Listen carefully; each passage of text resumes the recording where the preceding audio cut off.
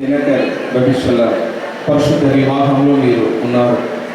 దైవజనుల ద్వారా మరిద్దరు ఒకటిగా జతగా మీరు చేసి ఉంటున్నారు.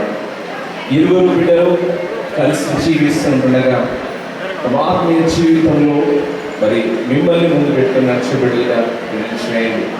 ప్రార్థించుకునే విషయంలో ఈ మందిరానికి వెళ్ళే విషయంలో తమ బాధలను మీకు ఇచ్చేవారు గాను, అనేక మందికి ఆతిథ్యం ఇచ్చేవారు గాను, అనేక మందిని ఆదరించేవారు గాను ఈ బిడ్డలు గొప్పగా ఆశీర్వదించమని వేడుకొంచిన ఈ పరిశుద్ధ వివాహంలో పాల్గొన్న ఇరుపక్ష బంధువులను బట్టి, దైవజనులను బట్టి, స్నేహితులను బట్టి, రక్త సంబంధికులను బట్టి దేవా మీకు స్తుతులు చెల్లిస్తున్నాను.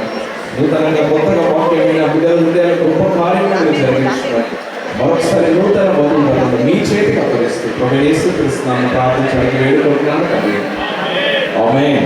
మన పరమ తండ్రి అయిన దేవుని కృప, మన రక్షకుడైన యేసుక్రీస్తు ప్రభువు వారి ప్రేమ, పరిశుద్ధాత్మ దేవుని యొక్క నిత్య సహవాసము, సకల ఆశీర్వాదము దేవుని పరిశుద్ధ వివాహంలో జతపరచబడినటువంటి దేవుని బిడ్డలకు, వారి కుటుంబాలకు, ఇక్కడ కూడి ఉన్నటువంటి మనందరికీ ఇప్పుడు నువ్వు ఎల్లప్పుడూ సదాకాలము తోడై ఉండి నివసించును గాక.